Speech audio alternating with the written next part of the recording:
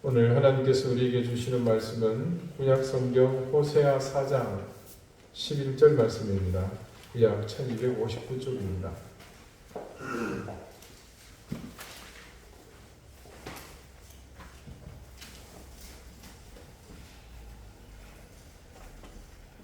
호세아 4장 11절 말씀을 제가 읽겠습니다. 이제 다 같이 자리에서 일어나 하나님의 말씀을 경청하십시오.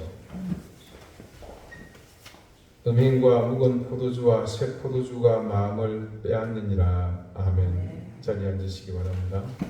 하나님께서 이 말씀으로 우리에게 은혜 주시기를 원합니다.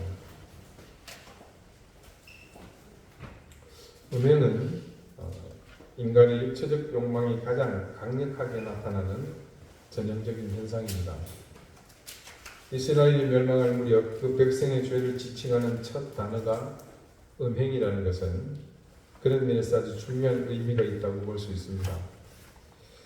그리고 이어 이스라엘 백성이 저지른 또 다른 죄업은 묵은 포도주와 새 포도주에 각각 마음을 빼앗긴 것입니다.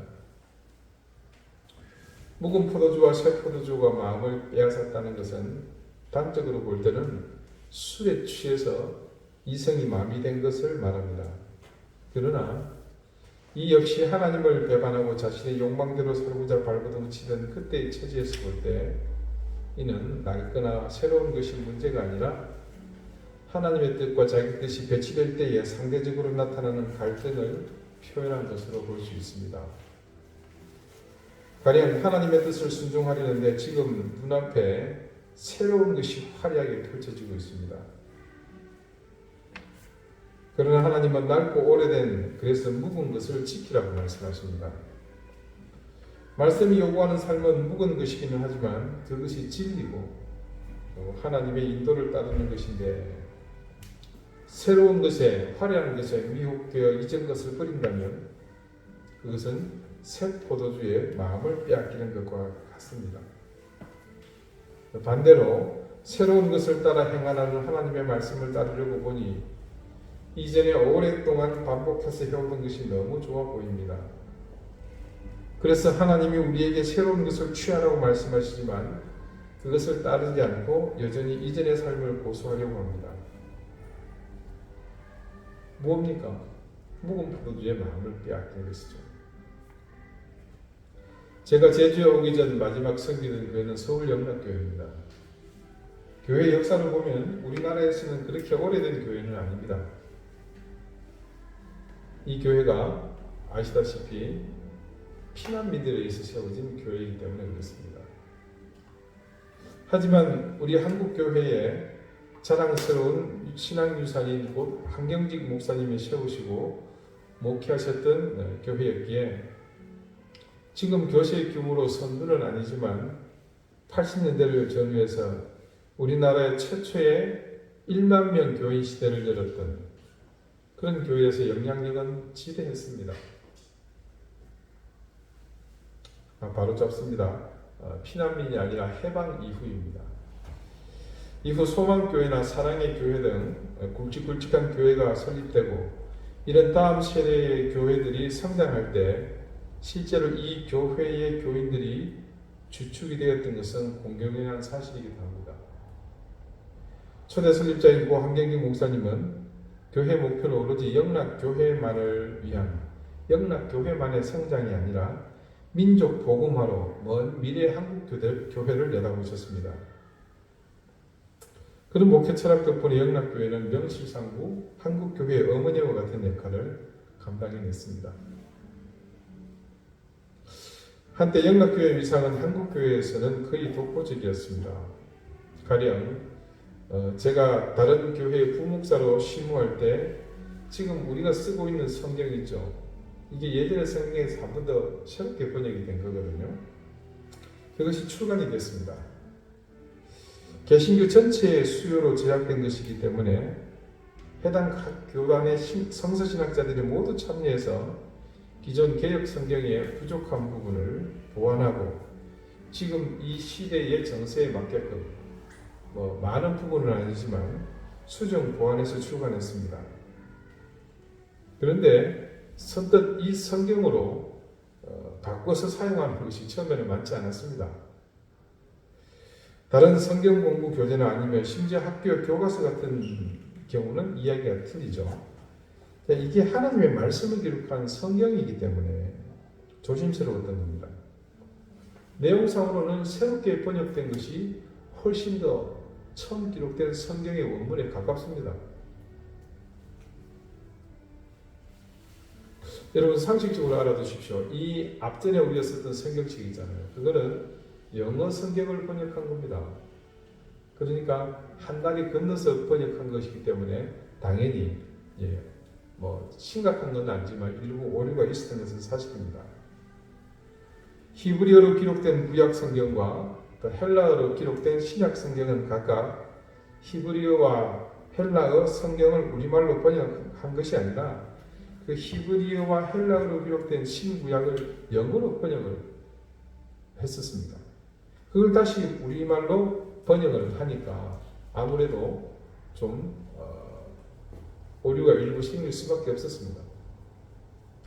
그래서 이전에 번역에 일부 오해의 소리가 있는 부분을 수정해서 더 원문에 가깝게 수정했으니까 당연히 이것이 더 좋은 성경이면 틀림없습니다. 여러분 우리 마태복음 5장의 유명한 이야기 제가 성경 공부 때 몇 번 강조했었죠. 자, 내일 일은 내일 염려하라. 네, 그리고 그날의 고난은 그날의 족하니라. 이 했을 때 예전 개혁 성경에는 그냥 내일 일은 내일 염려하라 이렇게 되어 있습니다. 그러니까 오늘 염려한 거를 오늘까지만 하고 그걸 그냥 잊어버리고 푹 잘 자고 아침에 일어나서 내일 가서 다시 염려해라. 이런 의미로 해석이 될 수 있는데 원문을 다시 번역해 보면 그렇지 않습니다. 내일 일은 내일이 염려하라. 그러니까 새로 번역된 것은 그렇게 되어 있습니다. 그러니까 내일 염려할 것은 내일 가서 내가 하는 것이 아니라 내일 염려는 내일이라는 주체가 그 내일이 알아서 염려할 것이다. 그러니까 무슨 얘기입니까? 예전 성경 같으면 내일 가서 다시 염려해야 되는데 내일 가서 제가 염려할 것이 없는 겁니다. 그게 원문에 맞는 번역이거든요. 그런 식으로 수정이 된 겁니다. 그런데 그럼에도 불구하고 서로 눈치를 보고 있는 상황에서 제가 신고하던 당시 교회 담임 목사님이 지시를 했습니다. 지금 영락교회에 아는 사람에게 전화해보고 그 교회의 성경책을 바꿨는지 확인을 좀 하라는 겁니다.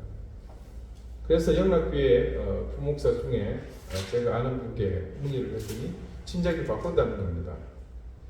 그 얘기를 담임 목사님께 전해드렸더니 바로 그 다음 주 주부에 성경책 바꾼다는 광고가 나갔습니다. 사실상 모든 교회의 모범이 되는 교회로 자타가 공인했던 그런 교회라고 봐도 과언이 아니었습니다. 그런데 그런 교회에도 불구하고 그 가운데 묻지 못할 일이 있었습니다. 제가 시험하던 당시 교회는 18개의 교구가 있었습니다. 1교구 강남부터 마지막 수원 화성까지. 그렇게 각 교구 하나하나가 어지간한 중형 교회 하나 정도의 규모를 갖출 정도였습니다. 그래서 모든 교회 행사나 봉사 여러 가지 일들에는 이 교구가 중심되어서 진행이 됩니다. 순서별로 교회의 봉사, 교육, 선교가 다 이루어집니다. 예배도 물론 교구별로 담당을 합니다. 예배 때 봉사 손길이 제일 필요한 게 뭡니까? 우리 교회는 조금 좀 예외이긴 합니다만 안내 그리고 헌금을 수거하는 일입니다. 헌금위원들이죠. 그래서 해당 교구 목회자는 순번에 따라 안내 봉사자와 헌금 봉사자의 명단을 작성해서 예배부에 제출하고 순번이 바뀔 때면 여러 교회처럼 봉사자의 명단이 주부에 기재가 됩니다. 그런데 이 헌금 봉사자를 세우는 것이 늘 해당 교구의 목회자에게는 큰 고역이었습니다. 달리 고역이 아니라 남자 성도들은 그냥 있는 정장 그대로 입고 나오면 됩니다. 문제는 여자 성도들입니다. 권사가 되었건 집사가 되었건 직분과 관계없이 여성 헌금위원은 한복을 반드시 착용해야 합니다. 남자들은 절대 이해 못합니다. 여성들이 한복을 입는 것이 얼마나 번거로운 일인지 말입니다. 복에 따라서는 여자 한복이 훨씬 더 수월해 보이죠. 왜냐하면 저고리 입고 치마에 휙 둘러서 묶으면 되잖아요. 그죠? 남들은 좀 복잡하단 말이에요. 그냥 보자기처럼 널찍한 거 둘러서 입는 치마와 달리 바지를 입고 밑에는 데님으로 매야 합니다. 또 상의도 뭐 좀 때에 따라 격식을 갖추면 복잡하죠. 조끼도 있고 마고자도 있고. 그래서 이런 걸 따로 장만하고 두루마기까지 하려면 남자는 좀 복잡해 보입니다. 하지만 실제로 요즘 한복은 예전과 많이 틀리죠. 동정을 부착하는 것이 요즘은 여간 불편한 것이 아닙니다. 그리고 무엇보다도 한번 입은 한복을 다시 세탁하는 것이 여간 번거롭지 않습니다. 거기다가 세탁비가 한복은 넉넉지 않죠. 그러니 헌금 담당 교구의 봉사자는 그 입기 번거로운 한복 때문에 너도 나도 그 헌금 위원 봉사를 회피하기 때문입니다. 그러다 보니 할 수 없어 순서를 맡았지만 한복을 장만하지 못한 성도의 경우는 남의 것을 빌려 입는 경우가 흔하였습니다. 어떤 분은 아예 한복 대여점에서 빌려오시는 분도 있습니다. 더군다나 여러분 젊은 세대는 더 힘듭니다. 사실 결혼식 때 패백 때문에 억지로 입고 그 다음 아이 나 돌잔치 할 때 한번 입나요? 그리고는 처박아 뒀다가 부모님 7순이나 8순 때 한번 꺼내 입지 않습니까? 입기도 번거롭거니와 착용 후 관리도 어려움이 많고 이래저래 한복 입는 것은 요즘 정서로서는 영 내키지 않는 일이면 틀림이 없습니다. 자, 뭐 이런 설명을 장황하게 하지 않아도 여성분들은 피부로 잘 느끼고 있습니다. 그래서 결국 10수년 전부터 여성헌금위원회 한복 착용을 폐지해달라는 요청이 슬슬 나오기 시작했습니다. 그리고 당회에서는 마침내 이 건의에 관해서 결정을 해야 할 상황이 되었습니다. 어떻게 되었을까요? 네, 당연히 부결되었습니다. 그러니까 제가 이 얘기를 지금 하는 거죠. 몇몇 목소리 큰 장로님이 무슨 말도 안 되는 소리냐며 정작 말도 안 되는 소리는 본인이 하면서 절대 용납할 수 없다는 통에 이 여성 성도들의 요구는 묵살되었습니다. 제가 부임해서 예배부 담당 목사가 되었을 때 이 문제를 다시 공론화했습니다. 제가 손대를 매야 되겠다 싶더라고요. 아무리 봐도 이건 너무 심하거든요. 그래서 그냥 들이밀면 예전처럼 묵살되기 쉽기 때문에 미리 사전 작업을 했습니다. 우선 여성들의 파워그룹인 역대 권사회 회장을 소집했습니다. 헌금위원 한복 착용권이라고 했더니 한 분도 빠지지 않고 1분도 늦지 않고 다 오셨습니다. 제가 꺼낸 안에 대해서 모두 대찬성이었습니다. 그리고 현재 봉사를 담당하고 있는 각 여전대회 회장을 소집했습니다. 같은 의견으로 모였고 논란의 여지 없이 모두 대찬성이었습니다. 각 회의를 소집한 자리에서 사전 정지 작업이 필요하므로 당회원, 장로를 남편으로 둔 권사님들에게는 오늘부터 남편이 당회에서 반대하지 못하도록 반드시 설득이나 협박을 할 것과 그리고 한복을 입지 않았을 때 어떤 복식을 할 것인지를 사전 논의를 했습니다. 마침내 그런 노력의 결과로 여성헌금위원회 한복 착용이 교회 설립 60년이 지난 후에야 겨우 폐지되기에 이르렀습니다. 모든 교구에서는 대환영이었고 저는 영락교회 역사상 처음 이 일을 해결한 이른바 전과를 올리게 되었습니다. 이후 헌금위원회 복장은 동절기에는 치마를 착용한 검은색 정장, 하절기에는 흰색 상의에 검정색 치마 정장을 하는 것으로 바뀌게 되었습니다. 그렇게 첫 달이 지나고 어느 주일이었습니다. 제가 담당한 교구의 어느 점잖은 연세 드신 권사님이 평소와 다르게 아주 분기탱천해서 지나가는 저를 불러 세우셨습니다. 그리고는 제게 잔뜩 화가 난 목소리로 막 쏟아내셨습니다. 내용인즉 도대체 헌금위원들 복장이 저게 뭐냐는 겁니다. 라떼는 말이야 하면서 시작을 하시는데, 흰색 치마 저고리 정성껏 준비해서 입고는 헌금위원으로 그렇게 섬겼는데 저렇게 검은색 정장 차림으로 무슨 교회가 장례식장이냐는 겁니다.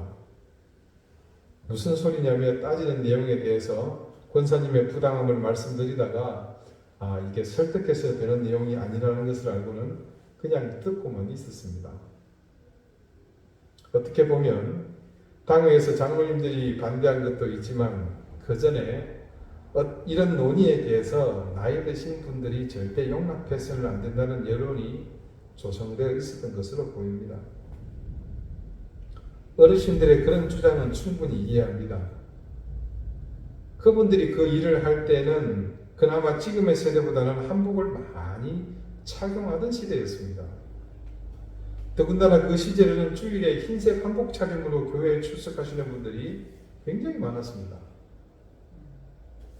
수십 년 전 교회 단체 사진을 골라치면 그 큰 사진 가운데 다들 몸을 이렇게 비껴 서가지고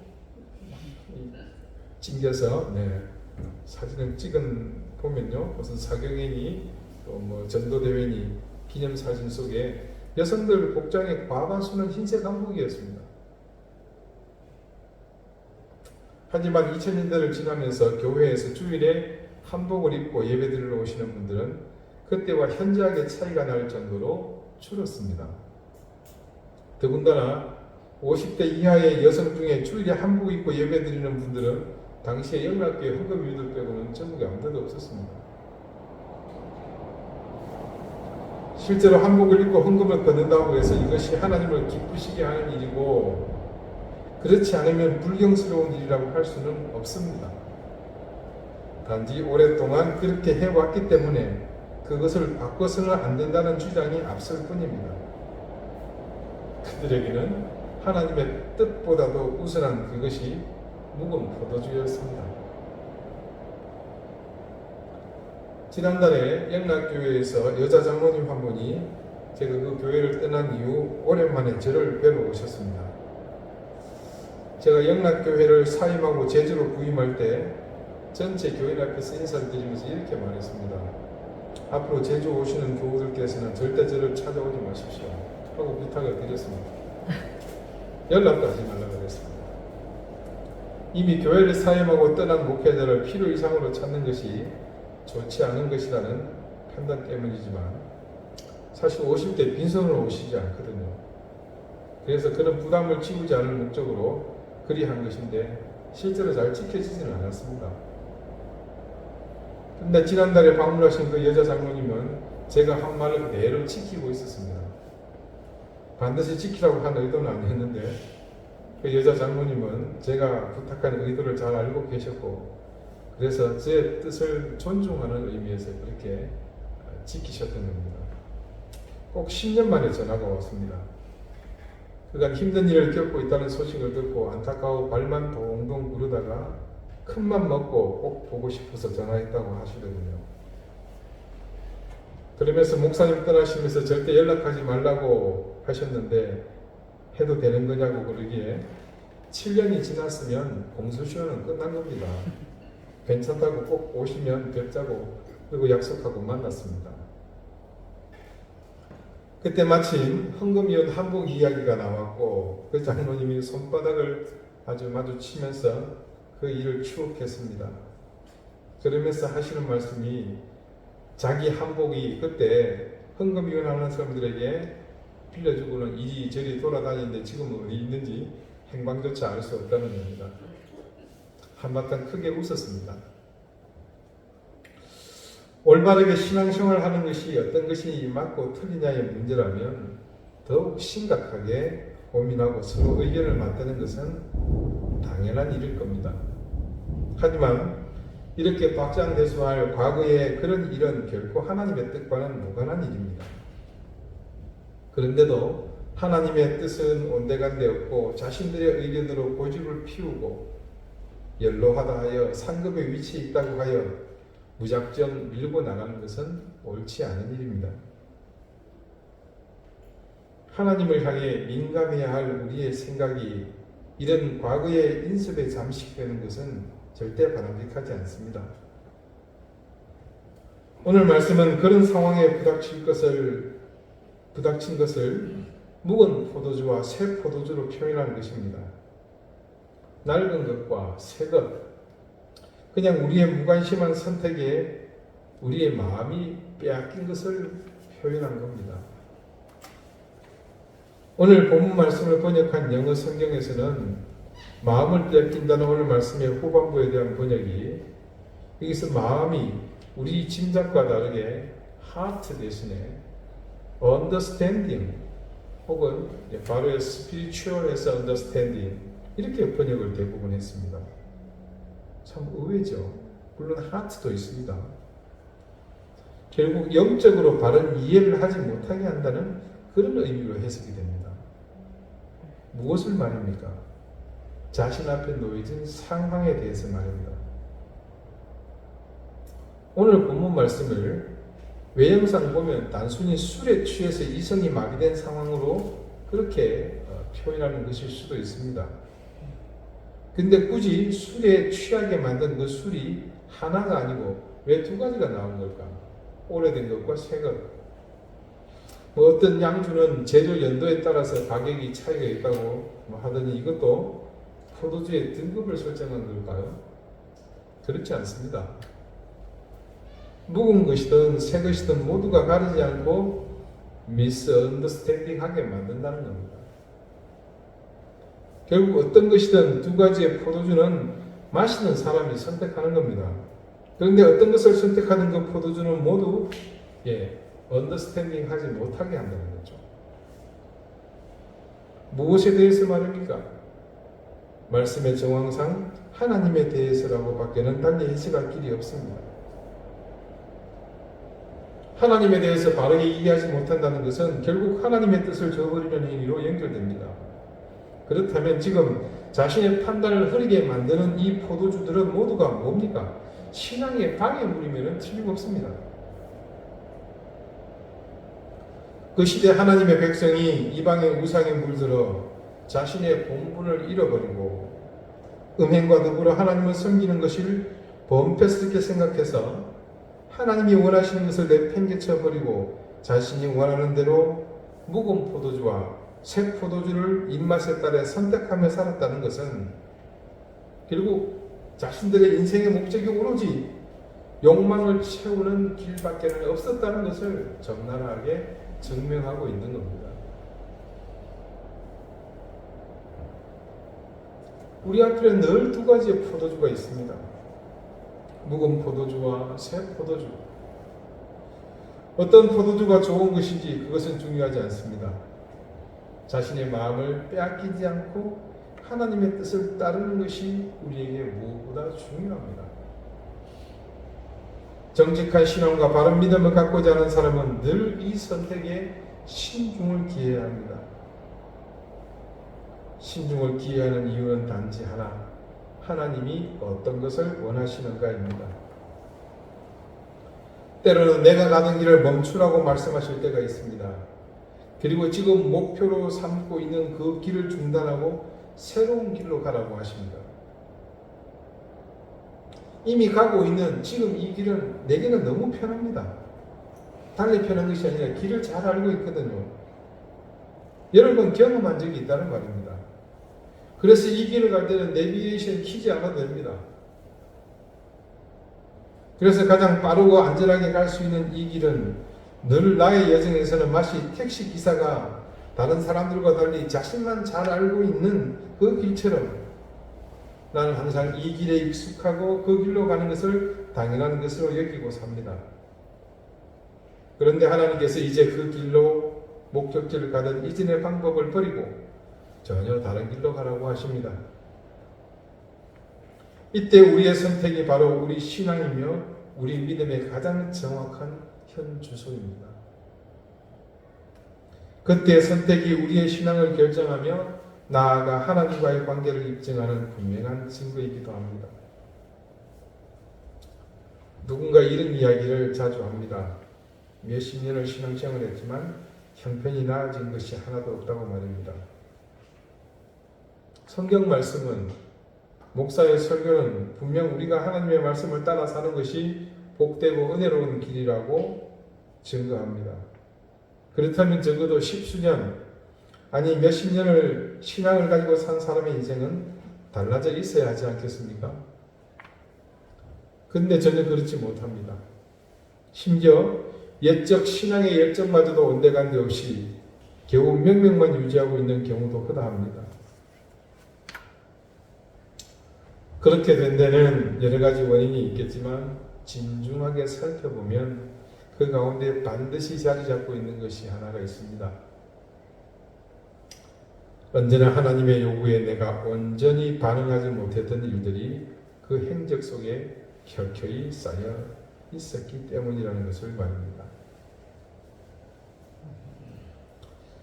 하나님의 말씀이 요구하는 선택의 기로에서 매 순간 묵은 포도주와 새 포도주를 번갈아 선택하면서 하나님의 요구에 순종하지 못했고, 그러면서 하나님이 아닌 내가 선택한 포도주의 달콤함에 빠져들었기 때문입니다. 그때는 아주 작은 것이었고 볼품없는 것이라 생각해서 가볍게 넘겼지만 그 작고 볼품없어서 가볍게 넘긴 것들이 쌓이면서 무게가 조금씩 늘고 부피도 조금씩 커지면서 그것이 마침내 내 삶을 온통 뒤덮고 그 무게로 짓누르면서 나는 그것들에게 이전의 신앙의 열정들을 마저 빼앗겨버렸습니다. 사랑하는 우리 방주교의 존귀한 성도 여러분, 우리는 코로나 사태를 겪으면서 교회가 세상 가운데 제 역할을 하지 못하고 이 위기에 우왕좌왕했던 것을 기억하며 우리 스스로 자성하는 시간을 작년부터 가져왔습니다. 무엇을 믿어야 할 것인가에 대해서 그래서 작년 한 해는 많은 시간을 고민하며 우리의 신앙을 돌아봤습니다. 그 시간을 통해 그동안 우리는 정직하게 신앙생활을 하지 못했고 바르게 믿지 못했다는 사실을 통감했습니다. 그리고 그 중심을 관통하고 있는 중요한 원인이 바로 우리를 붙들고 있는 강력한 욕망의 힘이 하나님의 의지와 맞서고 있는 것 또한 깨달았습니다. 이런 상황, 이런 사실은 앞으로도 이 땅에서 여러분의 호흡이 멈추는 그 순간까지 여러분의 삶을 집요하게 괴롭힐 것입니다. 그런 힘을 우리에게 무상으로 무한 공급하는 악한 영이 우리를 자기 자녀 삼으려고 끊임없이 시도하기 때문입니다. 하나님의 말씀에 따라 살려는 의지를 굳건히 할수록 악한 영은 우리의 눈앞에 그 길을 부정하고 불순종의 길로 가도록 때로는 묵은 포도주, 때로는 새 포도주로 우리를 유혹할 것입니다.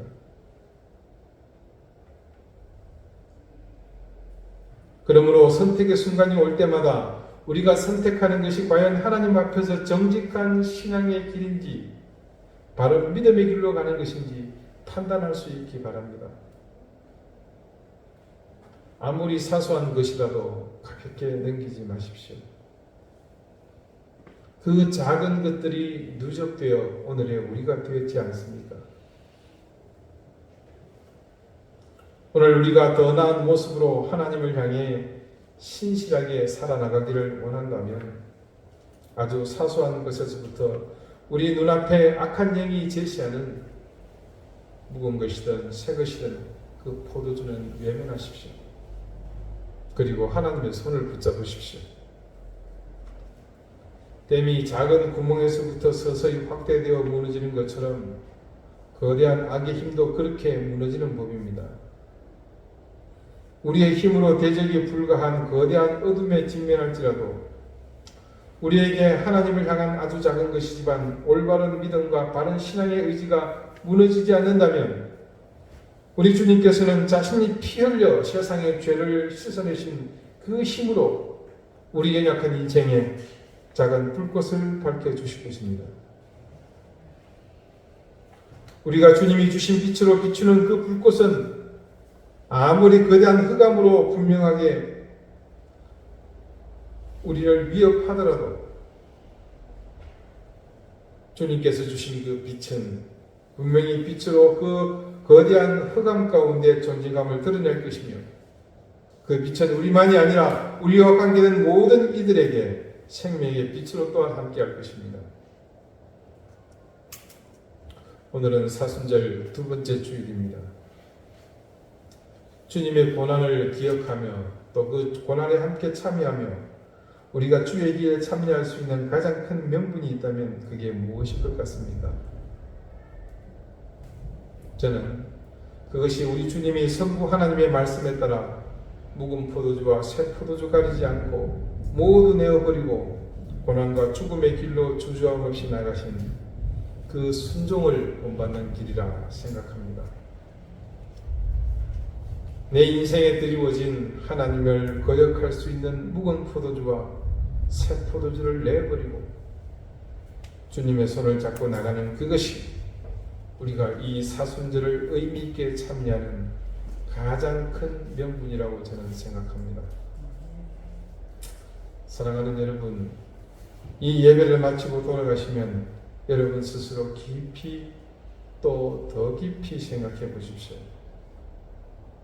그리고 지금 나의 손에 들려있는 묵은 포도주와 새 포도주를 담고 있는 그 잔을 버리고 주님이 마시려 하시는 그 고난의 잔에 함께 참여하시기를 바랍니다. 기도드리시겠습니다. 주님, 우리의 삶은 늘 선택의 연속임을 잘 알고 있습니다. 그리고 그 선택이 쌓여 우리의 인생이 되고 우리의 신앙이 되었다는 사실을 또한 잘 알게 되었습니다. 그 옛날 이스라엘 백성이 영과 육의 욕망을 따라 하나님이 아닌 음행과 묵은 포도주와 새 포도주를 그때그때 선택하며 살았던 삶을 기억하며 오늘 우리 인생 앞에 놓인 이 선택에 우리의 의지가 흔들리지 않게 해주십시오. 올바른 믿음, 정직한 신앙으로 살기 위해 함께 노력하는 우리가 모두 흔들림 없이 포도주잔을 내려놓고 주님이 택하신 그 고난의 자를 기꺼이 받아들 수 있게 해주십시오. 사순절을 보내며 그 어떤 것보다 주님의 고난에 함께 참여하는 이 귀한 걸음으로 우리의 영혼이 더욱 거룩함으로 하나님을 향해 겸비하게 해 주십시오. 예수 그리스도 이름으로 기도드립니다. 아멘.